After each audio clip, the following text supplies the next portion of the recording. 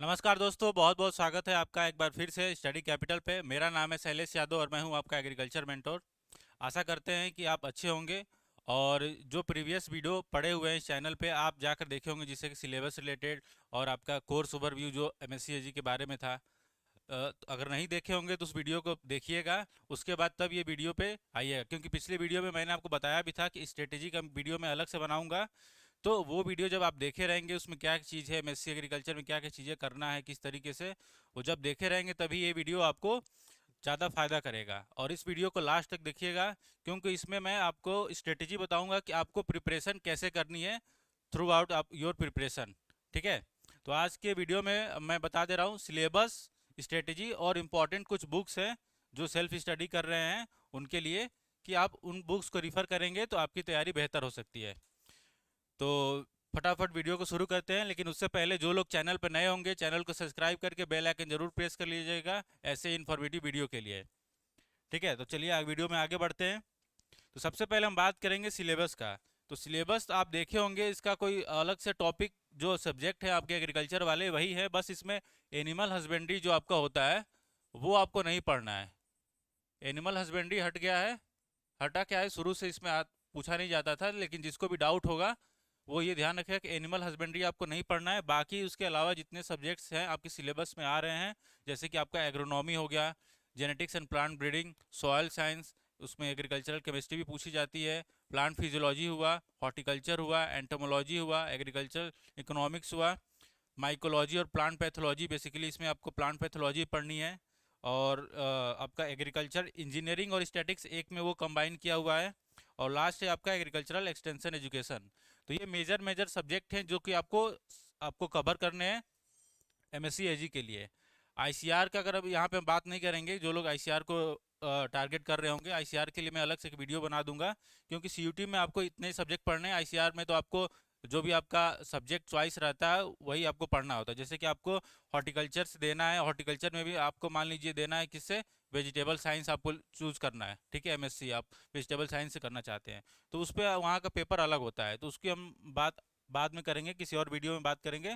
फिलहाल ये जो सिलेबस है आपका, ये सिलेबस आप देख लिए, ये आपके सब्जेक्ट हो गया एग्रोनॉमी। इसमें क्या क्या पढ़ना है, कौन कौन टॉपिक्स पे आपको फोकस करना है, उस पर हम अभी आगे चल के बात करेंगे। क्योंकि मैं यहाँ पे आपको कंपैरिजन दिखाऊंगा कि पिछले साल का जो पेपर था और इस साल का जो पेपर है उसमें क्या डिफरेंसेस रहे हैं, किस टॉपिक से किस सब्जेक्ट से कितने क्वेश्चन पूछे गए हैं, ताकि आप बेहतर एनालिसिस कर पाएंगे कि हाँ मुझे इस सब्जेक्ट पे ज़्यादा फोकस करना है और इस टॉपिक्स पे ज़्यादा फोकस करना है। ठीक है। तो ये सिलेबस अगर आपको नहीं पता होगा तो इसका स्क्रीनशॉट ले लीजिएगा, हालांकि ऐसा कुछ इसमें नया नहीं है, पुराना सिलेबस ही है। अब बात करते हैं स्ट्रेटेजी फॉर एग्जाम। आपकी स्ट्रेटेजी क्या होनी चाहिए इस एग्जाम के लिए। तो देखिए, सबकी अपनी एक स्ट्रेटेजी होती है, सबका आपका एक वीक पॉइंट स्ट्रांग पॉइंट होता है। तो सबसे पहले आप खुद को देखिए कि आपका स्ट्रांग पोर्शन क्या है एग्रीकल्चर में। जैसे किसी को एग्रोनॉमी पसंद होता है, किसी का जेनेटिक्स एंड प्लांट ब्रीडिंग पसंद है तो वो स्ट्रांग होता है, किसी को हॉर्टिकल्चर पसंद है तो वो उसका सब्जेक्ट स्ट्रांग होता है। तो पहले आप खुद का एनालिसिस कीजिए कि आपका सब्जेक्ट इंटरेस्ट सबसे ज़्यादा किस में है, आपका स्ट्रांग सब्जेक्ट कौन सा है और वीक सब्जेक्ट कौन सा है। पहले ये एनालिसिस कर लीजिए। उसके बाद जो प्रीवियस ईयर पेपर्स हैं उनको आप पूरा देखिए, डीप एनालिसिस कीजिए कि आपको इसमें कौन से पोर्शन में ज़्यादा दिक्कत हो रही है, कौन से पोर्शन को लग रहा है कि ये तो आसान है, इसको मैं बहुत जल्दी कवर कर लूँगा।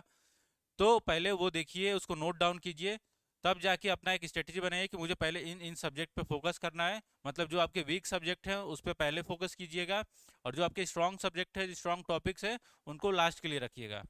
और टारगेट बेसिस पढ़ाई कीजिए कि मुझे इतने दिन में ये चैप्टर कंप्लीट करना है, इतने दिन में मुझे ये सब्जेक्ट कंप्लीट करना है, और इतने दिन में मुझे अपना पूरा सिलेबस कंप्लीट करना है। ठीक है। तो ये आपकी खुद की स्ट्रेटजी होती है। आप कहीं चाहे कहीं से कोर्स लेकर पढ़ रहे हो या सेल्फ स्टडी कर रहे हो, आपका अपना एक खुद का स्ट्रेटजी होना चाहिए। जो आपको पढ़ा रहा है, गाइड कर रहा है, वो तो आपको बताएगा कि आप ऐसे कीजिए, लेकिन एक खुद का स्ट्रेटजी होना भी बहुत ज़रूरी है।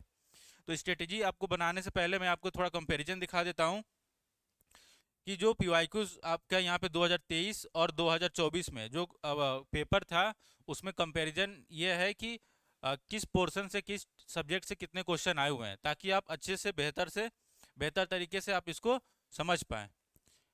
तो ये देखिए, पहले यहाँ सब्जेक्ट है, यहाँ पे ईयर लिखा हुआ है 2024 और इधर लिखा है 2023। सबसे पहले बात करेंगे एग्रोनॉमी सब्जेक्ट में। तो एग्रोनॉमी सब्जेक्ट में देखेंगे कि दोनों साल साल में इससे पिछले साल का जो फर्स्ट ईयर का जो पेपर था, मतलब जब से सीयूटी शुरू हुआ है, उसका मैंने नहीं यहाँ पे एनालिसिस के लिए रखा है, क्योंकि 2 साल इनफ है आपको समझने के लिए।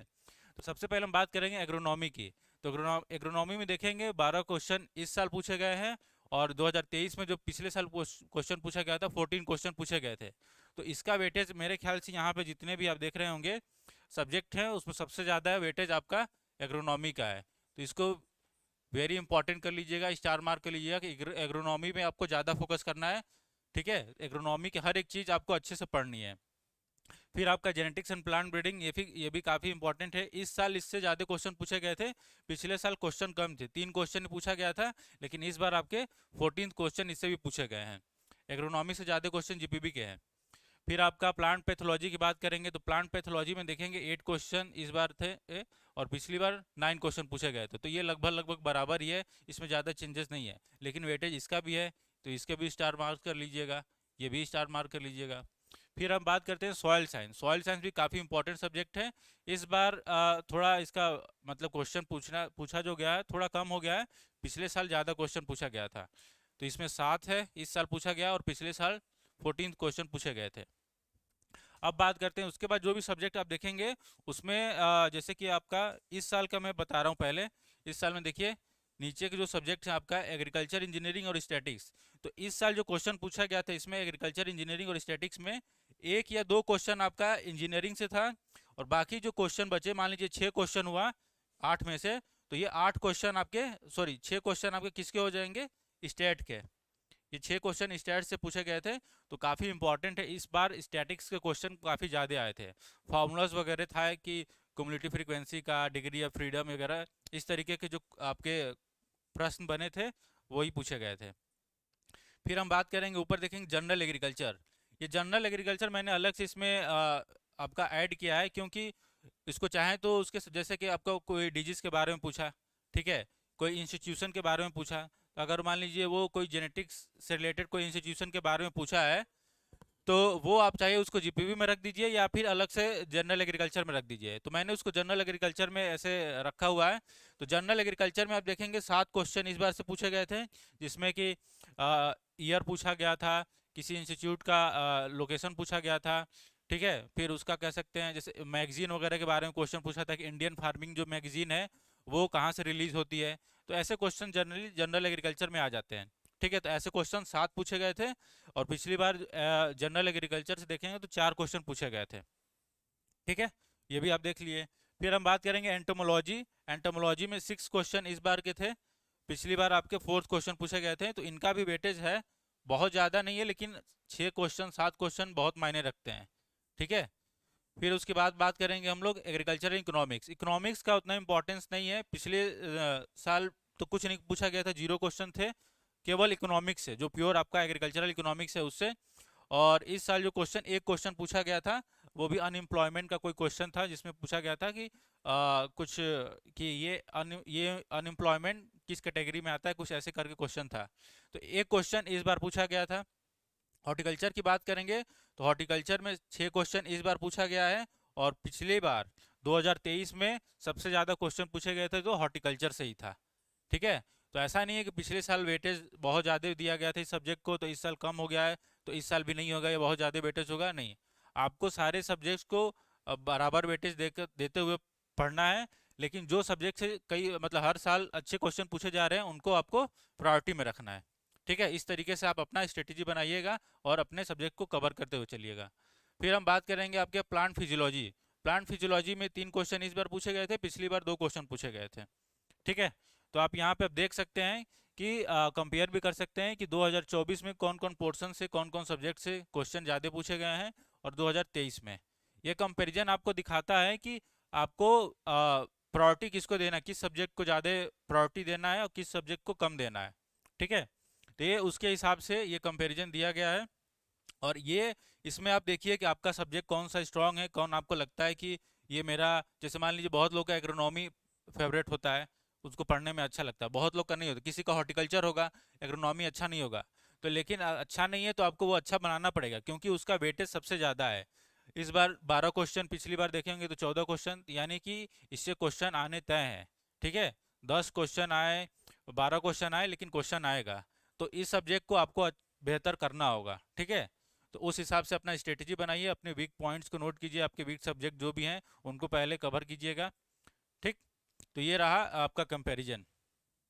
आशा करते हैं कि ये चीज़ें आपको फ़ायदा करेंगी और आपको एक बेहतर स्ट्रेटजी बनाने में मदद करेंगी। अब हम बात कर लेते हैं इंपॉर्टेंट बुक्स की।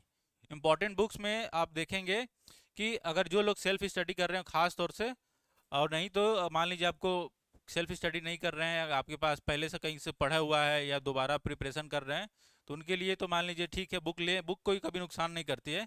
लेकिन खास तौर से जो खुद से पढ़ना चाहते हैं कि मुझे बुक ही चाहिए, बहुत लोग को बुक से पढ़ने की आदत होती है, बुक से पढ़ना उनको अच्छा लगता है। तो एक बुक तो आपको ज़रूरी है, नेमरा सुंडा। ये बुक आप हमेशा अपने पास रखिएगा, किसी भी एग्रीकल्चर एग्जाम में ये बुक आपको हमेशा साथ देगी, ठीक है। तो ये बुक आपको, वो भी लेटेस्ट, ठीक है, लेटेस्ट एडिशन रखिएगा। जितने भी यहाँ पे बुक्स हैं सारे लेटेस्ट एडिशन ही रखिएगा, ठीक है। अरुण कत्यान, ये भी आपको लेटेस्ट रखना है, लेटेस्ट एडिशन। ये बुक्स कंपलसरी है, ये दोनों बुक्स तो आपके पास होने चाहिए, चाहे आप कहीं से पढ़ रहे हैं, पढ़ चुके हैं, या फिर आप फ्रेशर हैं, तब भी आपको ये दोनों बुक चाहिए। किसी भी एग्जाम में ये दोनों बुक अगर आप साथ में रख रहे हैं, इनको प्रीफर कर रहे हैं, तो आपका एग्रीकल्चर में कहीं दिक्कत नहीं आने वाली है। ये जो बुक आपको थर्ड नंबर पे है, ये आपके एमसीक्यू की बुक है, प्रैक्टिस के लिए, ठीक है। ये आपको प्रैक्टिस के लिए बुक मैंने यहाँ पे लिखा हुआ है, चाहे एसआर कांतवा ले लीजिए, चाहे एग्री विजार्ड ले लीजिए, ठीक है। ये एमसीक्यू प्रैक्टिस के लिए, अगर आपको लगता है कि मुझे क्वेश्चन की प्रैक्टिस करनी है, क्वेश्चन मिल नहीं पा रहे हैं, या आजकल तो आप गूगल पे मिल जाएंगे, टेलीग्राम पे, तमाम जगह आपको क्वेश्चन मिल जाएंगे, लेकिन अगर आपको लगता है कि बुक से सॉल्व करना है, तो ये बुक आप जरूर रखिएगा। एक बुक तो आप इसमें से कोई ले लीजिए, चाहे एसआर कांतवा ले लीजिए, एग्री विजार्ड ले लीजिए, ठीक है। ये बुक सबके पास होनी चाहिए, ठीक है। चाहे आप ओल्ड स्टूडेंट हो, न्यू स्टूडेंट हो, चाहे जैसे भी है, आपके पास ये वाली बुक तो होनी चाहिए। इसमें से कोई एक बुक आपके पास होनी चाहिए प्रैक्टिस के लिए। उससे क्या होगा, प्रैक्टिस करेंगे तो आपका कॉन्फिडेंस बढ़ेगा, ठीक है। तो ये बुक्स हो गई। अगर आपको लगता है कि इसमें इतने सारे बुक्स हैं, कैसे कैसे कवर करूँ, क्या चीज़ें पढ़ना है, क्या चीज़ें नहीं पढ़नी है, अगर आपको ये बहुत हेक्टिक लग रहा है या आपसे नहीं हो पाएगा, तो उसके लिए आपका, हमारे पास एक सॉल्यूशन है, वो है कर्तव्य बैच। ये हमारा कर्तव्य बैच है, जिसमें कि आपको कोई भी चीज़ के बारे में टेंशन लेने की ज़रूरत नहीं है। यहाँ पे लाइव क्लासेस होंगे, साथ में रिकॉर्डिंग क्लास भी मिलेगी, जो कि आपके लाइव क्लास के बाद अवेलेबल हो जाएगी, ठीक है। जितनी भी अब मैं आपको बुक्स बताया हूँ, सुंडा हुआ, कांतवा हुआ, या जो भी, उसका मतलब कह लीजिए, अगर हमारे यहाँ से पढ़ते हैं तो आपको टेंशन लेने की ज़रूरत ही नहीं है कि ये चीज़ कैसे कवर करें, ये टॉपिक्स कैसे कवर करें। वो सारा टेंशन हमारा रहता है। बस आपको वो जो चीज़ें हम लोग बताएंगे उसको फॉलो करते रहेंगे, कंसिस्टेंट वे में करते रहेंगे, तो आपका सिलेबस भी टाइम से कंप्लीट हो जाएगा और आपका एग्ज़ाम भी बहुत बढ़िया होगा, बेहतर स्कोर कर पाएंगे। तो हमारे बैचेस में आपको लाइव क्लासेस मिलेंगी, स्टडी मटेरियल मिलेगा, वो तो ऑब्वियस है। पीवाईक्यूज विद डीप एनालिसिस, मतलब जितने भी आपके प्रीवियस या जो मैं आपको कंपैरिजन दिखा रहा था कि ये क्वेश्चन, इतने इतने क्वेश्चन इस सब्जेक्ट से पूछे गए थे, तो वो मैं आपको बताऊंगा कि इस टॉपिक पे आपको ज़्यादा ध्यान देना है, किस किस पोर्शन से किस लेवल के क्वेश्चन पूछे गए हैं, वो सब आपको ये डीप एनालिसिस में पता चलेगा। फोर्थ है आपका फ्री टेस्ट सीरीज, मतलब कि जो आपको यहाँ पे टेस्ट वगैरह होंगे, फुल लेंथ हो गए, आपका मॉक होगा, जो भी टेस्ट होंगे वो आपका क्या होगा, फ्री होगा, ठीक है। फुल लेंथ हो चाहे जो भी टेस्ट हो, आपको फ्री मिलेगा। वो यहाँ पे वीकली टेस्ट, मंथली टेस्ट सब होगा।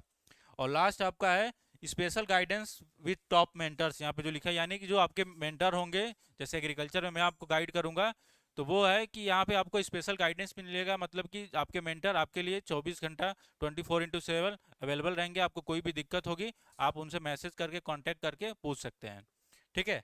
बाकी अगर आपको और अधिक जानकारी लेनी है, तो नीचे दिए गए नंबर पे आप कॉल करके, मैसेज करके पूछ सकते हैं, और नहीं तो आप हमारा जो स्टडी कैपिटल का ऐप है वहाँ से भी जाके कोर्स को परचेज कर सकते हैं। तो आई होप, आशा करते हैं कि ये वीडियो आपके लिए हेल्पफुल रहा होगा, और वीडियो अच्छा लगा होगा तो वीडियो को लाइक कर दिएगा। कोई क्वेरी होगी तो नीचे कमेंट करके ज़रूर बताइएगा। बाकी आज की वीडियो में इतना ही, हम आपसे मिलेंगे ऐसे ही नए इन्फॉर्मेटिव वीडियो के साथ अगले वीडियो में। तब तक के लिए धन्यवाद, नमस्कार।